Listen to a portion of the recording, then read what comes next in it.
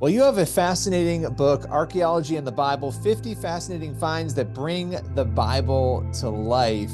Depuis des millénaires, la Bible a été une source inépuisable d'inspiration, de foi, mais aussi de controverses. Pour la communauté, c'est un livre la parole de Dieu transmise aux hommes. Pour d'autres, cependant, c'est un récit mythologique, plein de contradictions et de légendes. Au fil du temps, les avancées scientifiques ont suscité un examen plus critique des récits bibliques, remettant en question leur authenticité et leur validité. Une théorie en particulier, popularisée par des chercheurs comme Mauro Biglino, propose une interprétation radicalement différente de la Bible. Selon cette théorie, la Bible ne serait pas le reflet des divines révélations, mais plutôt un récit élaboré par des entités avancées, possiblement extraterrestres, appelées Elohim. Dans cette vidéo à but purement informatif, et dont les sources sont d'ailleurs en description, explorons de plus près cette théorie intrigante et ses implications sur notre compréhension de la Bible et de l'histoire de l'humanité. Les travaux de Mauro Biglino. Mauro Biglino est né en 1950 à Turin.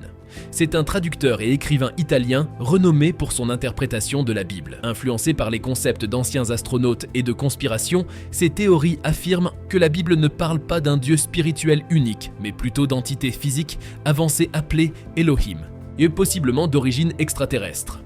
Il a été prêtre de l'Église catholique, mais après 18 ans de ministère, il s'est donné pour mission de traduire la véritable signification des parchemins interdits par l'Église.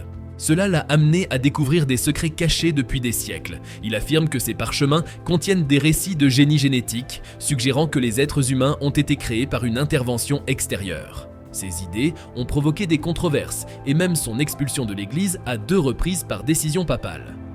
Pourtant, Biglino continue ses recherches et décide de partager ses découvertes avec le public, invitant à repenser notre compréhension traditionnelle de la religion et de l'histoire. En réalité, l'histoire commence avec Michel-Ange, le célèbre artiste italien auteur de la fresque de la chapelle Sixtine au Vatican, qui découvre 3 rouleaux dans sa chapelle à Florence.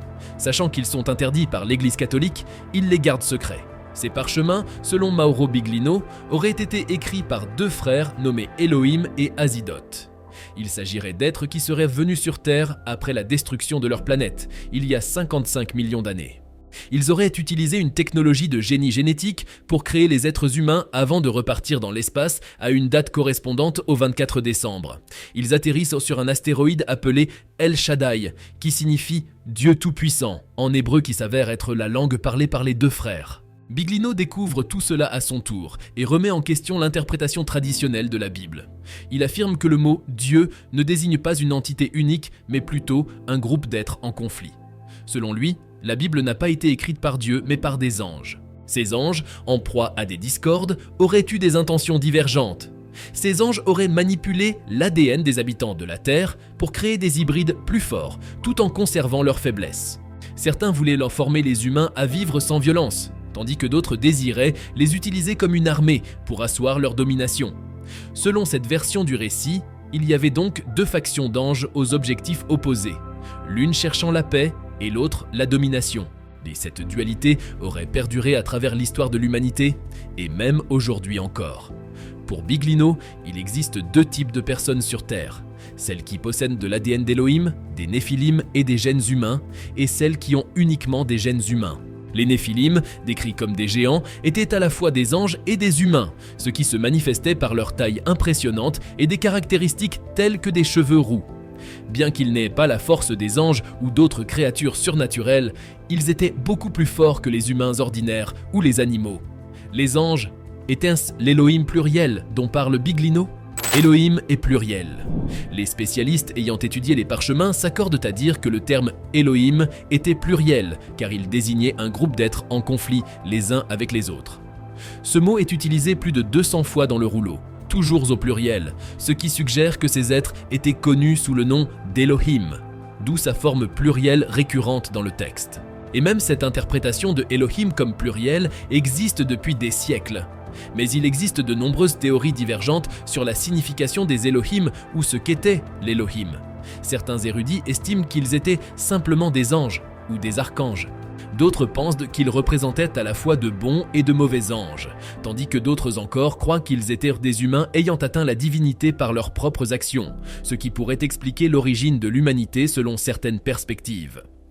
De toute évidence, Le concept d'Elohim pluriel suggère qu'un être unique s'est divisé en plusieurs pour accomplir différentes tâches, reflétant les multiples fonctions dans notre univers. Cela pourrait expliquer comment la Bible parle de Dieu comme un être singulier ayant néanmoins des rôles variés tels que créateur, père, roi, juge, rédempteur, etc. Ces rôles distincts contribuent à la création et au fonctionnement de l'univers. Selon Biglino, les Elohim sont venus sur Terre pour créer les humains, tandis que les anges étaient leurs serviteurs. Craignant les progrès rapides des humains, les anges ont quitté la Terre. Des conflits entre démons et anges ont même eu lieu, mais ont finalement cessé avec l'apparition des Néphilim. Ceux-ci sont décrits comme des géants ou des titans. Ils ont construit des merveilles telles que des pyramides et bien d'autres qui sont encore debout dont la science se casse la tête à déterminer l'origine. Dans la Bible, 2 termes sont utilisés pour décrire les êtres de grande taille, Néphilim et géants. Les Néphilim étaient des êtres nés de l'union entre des anges et des humains, tandis que les géants sont désignés par le terme Réphaïm. Ces Réphaïm étaient une race de géants qui ont habité Canaan avant l'arrivée du peuple élu de Dieu. On pense qu'ils ont peut-être survécu au déluge par des moyens autres que l'arche de Noé, et qu'ils ont vécu près de Hébron, où ils ont combattu contre Israël pendant la conquête sous Josué. Qu'implique tout cela ? La Bible ne parle donc pas de Dieu, bien que la similitude entre les Elohim et les anges ne soit pas prouvée. La Bible décrit les humains comme créés par Elohim, avec les anges servant Elohim. Selon elle, les humains ont commencé à progresser beaucoup trop rapidement au point où les anges ne pouvaient plus les suivre.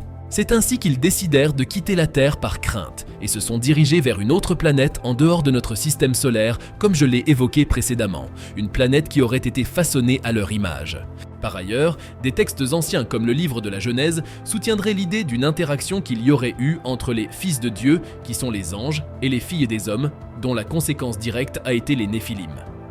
D'autres écrits comme le Deutéronome étayennent le récit et révèlent les autres conséquences qui ont découlé de ce que certains érudits ont interprété comme un égarement des anges. Les spécialistes stipulent que la compréhension des événements antérieurs peut être liée au déluge de Noé vers 2300 avant Jésus-Christ, qui aurait été l'une des fois où Elohim s'est exprimé pour purger la terre. Certaines références bibliques, notamment dans les livres du Pentateuque, fournissent un contexte pour comprendre la relation entre les Elohim, les anges et les humains.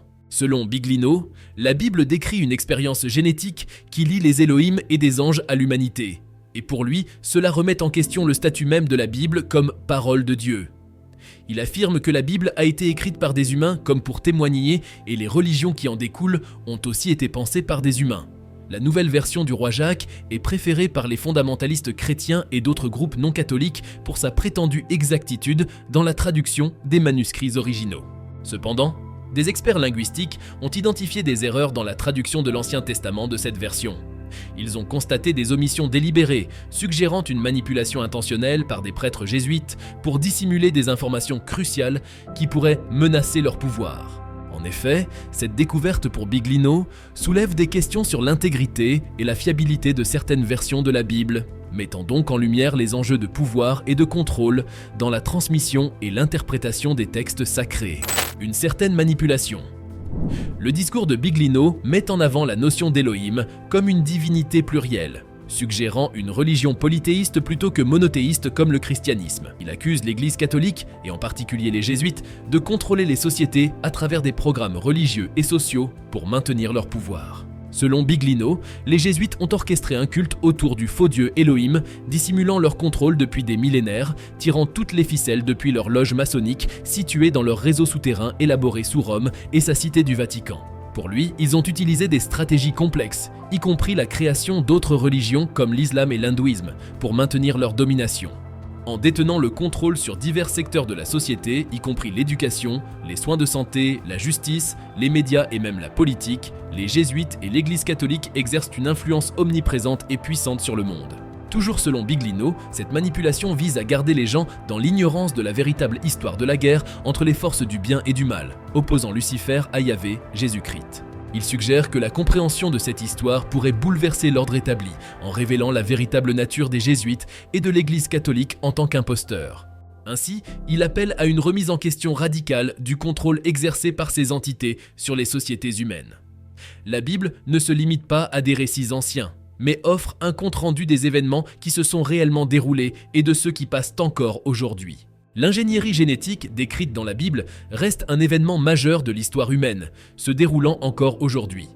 Nos enfants, comme nous-mêmes, sont partie prenante de cette expérience sans le savoir, notamment à travers l'enseignement de l'évolution à l'école, au détriment du créationnisme ou du dessin intelligent.